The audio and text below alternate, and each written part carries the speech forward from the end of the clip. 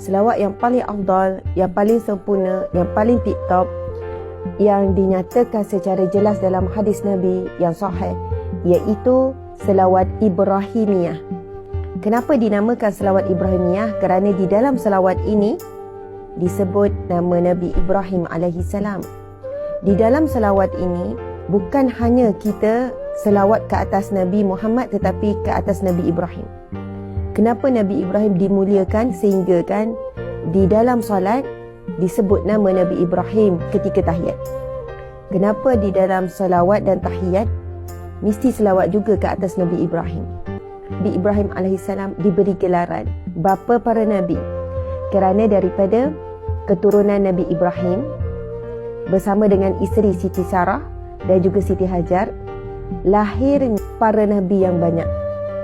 Lebih kurang dalam, kalau nabi yang wajib kita imani yang kita belajar tu, lebih kurang dalam 18-19 orang nabi lahir daripada keturunan Nabi Ibrahim alaihissalam.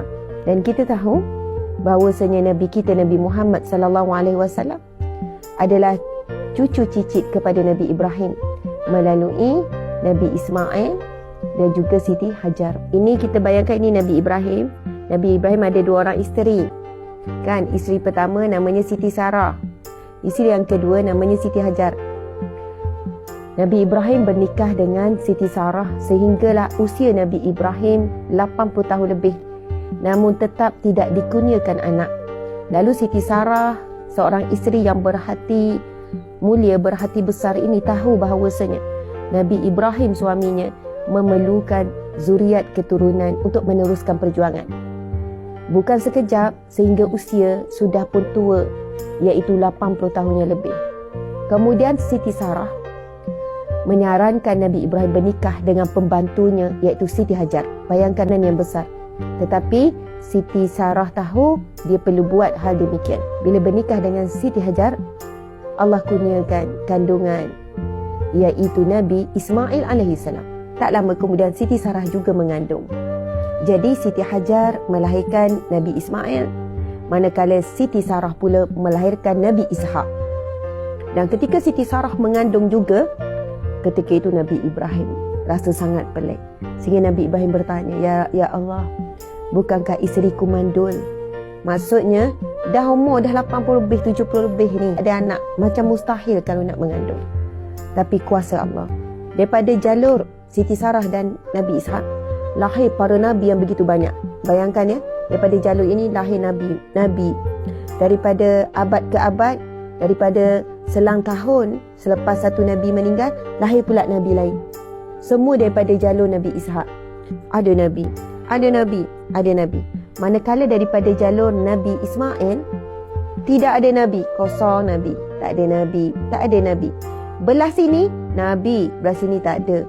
Belah sini nabi, belah sini tak ada. Begitulah sejarah permulaan Bani Israel yang wujud melalui jalur Nabi Ishak. Sehingga kan Bani Israel merasakan mereka adalah satu kaum, satu bangsa yang dimuliakan Allah kerana ramainya para nabi yang lahir daripada Bani Israel. Manakala sebelah sini diberi gelaran Bani Hashim kerana antara anak cucu Nabi Ismail AS adanya seorang tokoh yang bernama Hashim, sehingga diberi gelaran ini Bani Hashim, satu bangsa yang besar juga ketika itu, iaitu Bani Hashim. Bani Hashim tak ada nabi, kosong, orang biasa. Tapi sebelah sini hebat kan, bawah Nabi Ishak ni, daripada Bani Israel ni keluar nabi.